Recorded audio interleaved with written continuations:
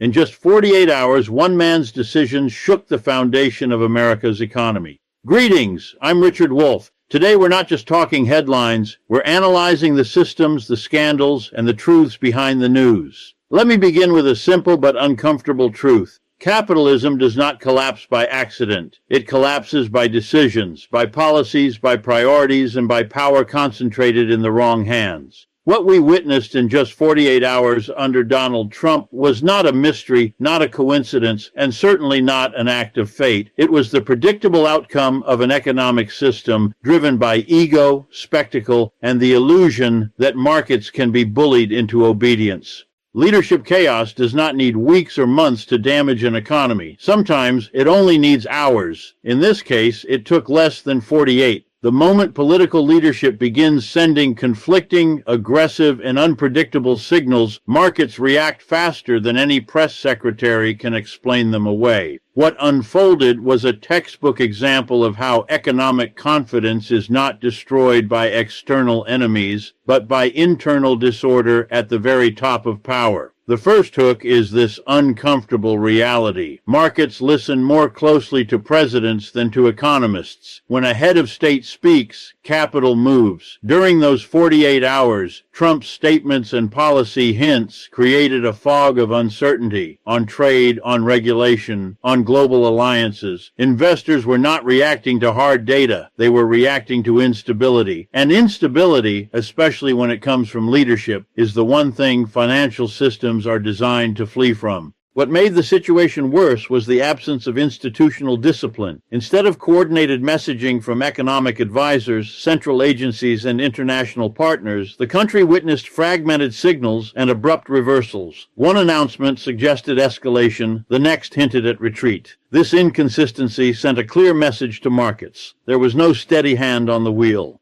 Confidence, once shaken, does not wait for clarification. It exits immediately. Here is the second hook. Economic panic today does not begin with crashes, it begins with doubt. Algorithms, traders, and global investors are programmed to detect uncertainty faster than human judgment. When leadership appears impulsive, capital protection mechanisms activate automatically. That is why the impact was so rapid. The economy did not collapse overnight, but trust did, and trust is the invisible infrastructure holding everything together. The chaos also revealed a deeper structural issue. Modern economies are deeply interconnected, and presidential rhetoric now functions as economic policy in real time. A single statement can disrupt supply chains, currency expectations, and investment flows within minutes. Trump's leadership style, rooted in confrontation and spectacle, turned communication itself into a destabilizing force. The result was not negotiation leverage, but market anxiety. Another hook worth noting is how quickly political bravado becomes economic liability. Strong language may excite political bases, but markets interpret it as risk. When leadership frames economic relationships as battles rather than systems of cooperation, investors anticipate retaliation, disruptions, and long-term damage. That anticipation alone is enough to trigger pullbacks, sell-offs, and defensive positioning.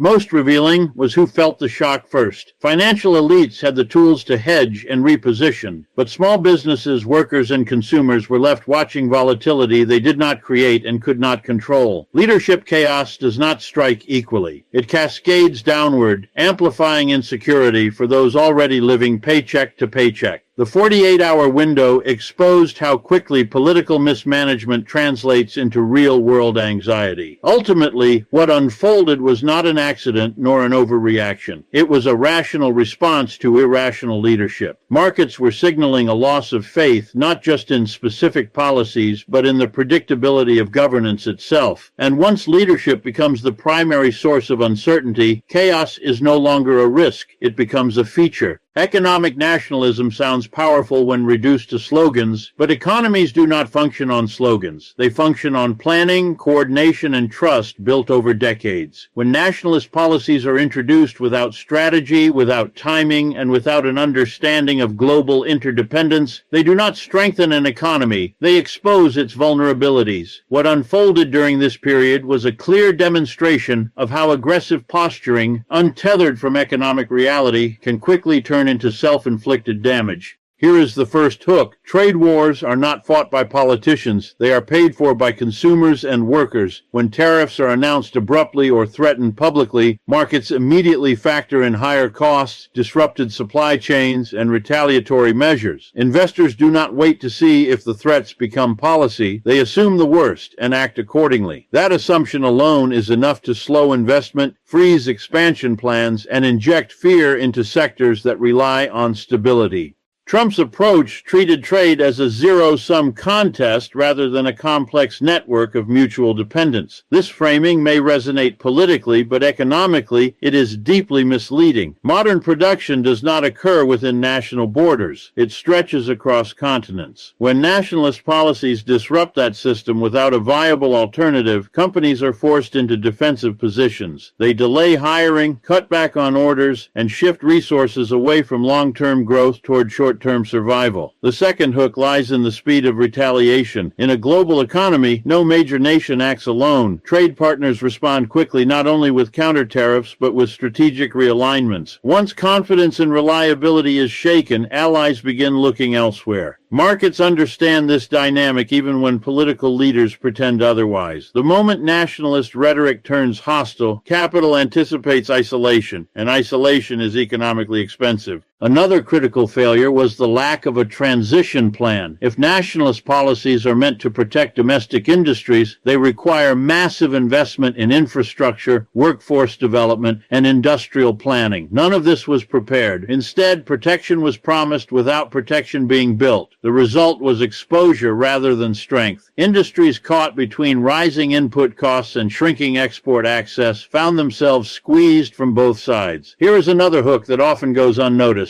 Unpredictability is more damaging than bad policy. Businesses can adapt to difficult conditions if they are stable. What they cannot adapt to is constant reversal. One day signaling tariffs, the next hinting at negotiations, then escalating again. This pattern paralyzed decision-making. Capital does not expand under confusion. It waits, withdraws, or leaves. Nationalist economic language also underestimated how quickly perception becomes reality. Even before policies fully materialized, the expectation of disruption altered behavior. Currency markets adjusted, supply contracts were rewritten, and long-term partnerships were reconsidered. The damage was not delayed, it was immediate because expectations drive economic outcomes as much as policies themselves. Perhaps the most revealing hook is that economic nationalism claimed to defend the nation, yet weakened its negotiating position. When partners believe policy is driven by impulse rather than strategy, leverage disappears. Credibility is the true currency of global economics, and once spent recklessly, it cannot be quickly restored. What remained was not strength, but exposure. An economy louder in its threats than secure in its foundations.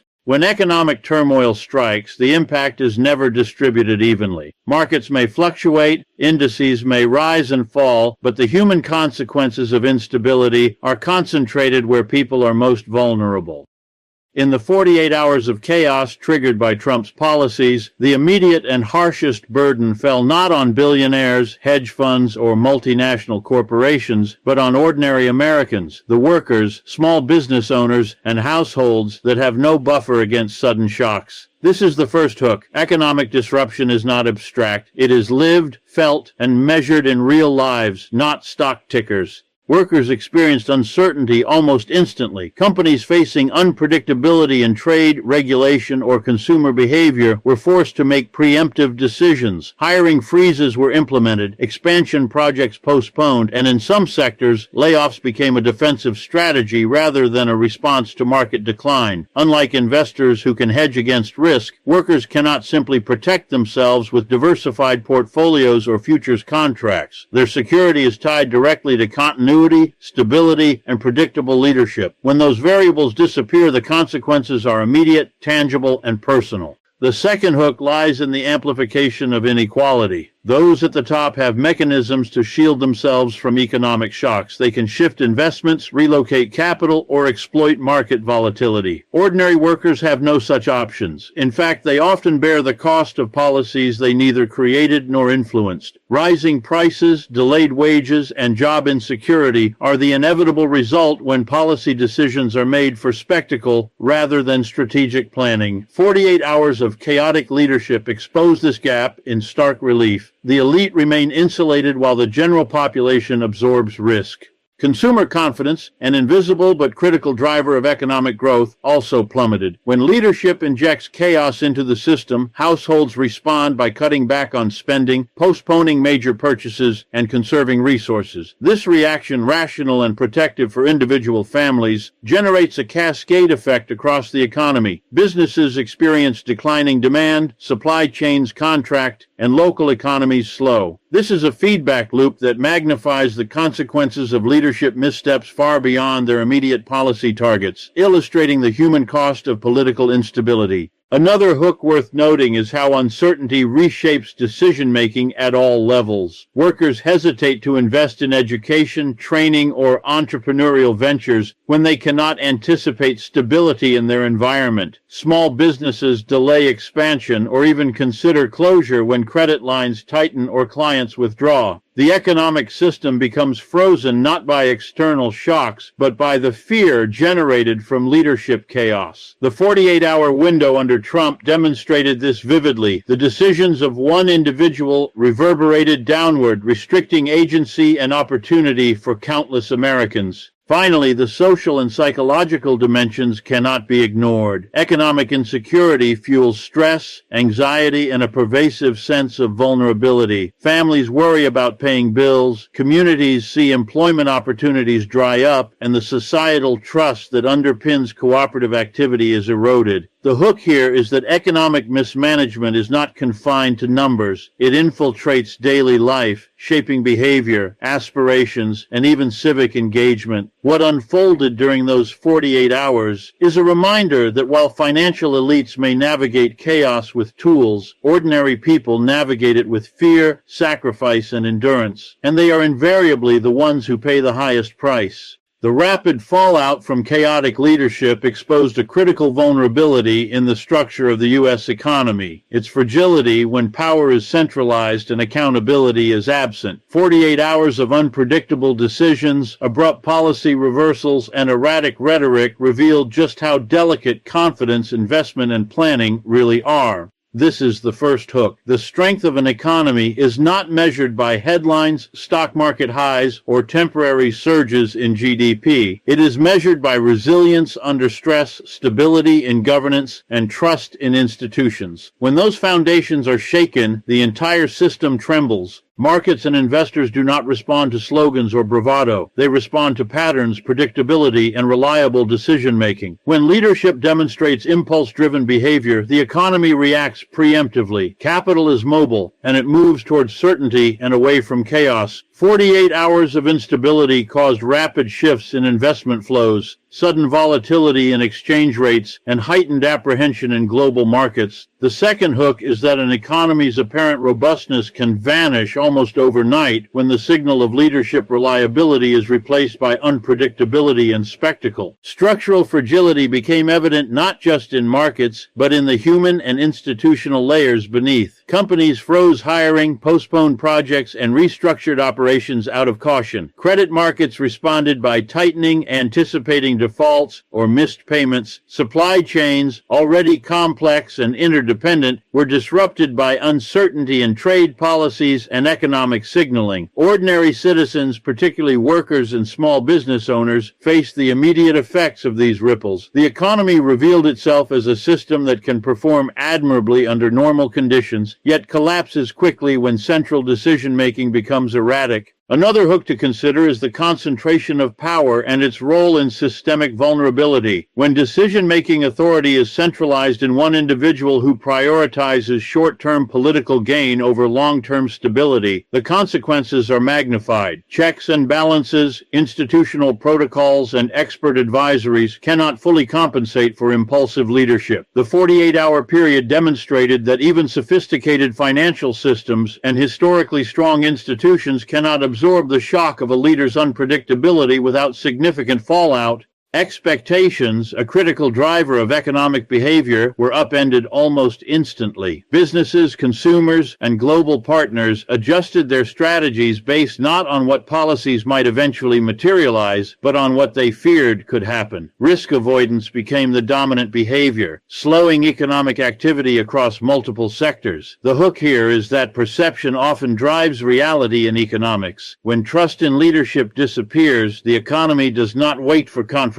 It reacts immediately, often with severe consequences. Finally, the fragility highlighted how dependent the system is on confidence and accountability rather than brute economic power alone. Even a nation with vast resources, technological sophistication, and global influence cannot withstand instability at the top without consequences.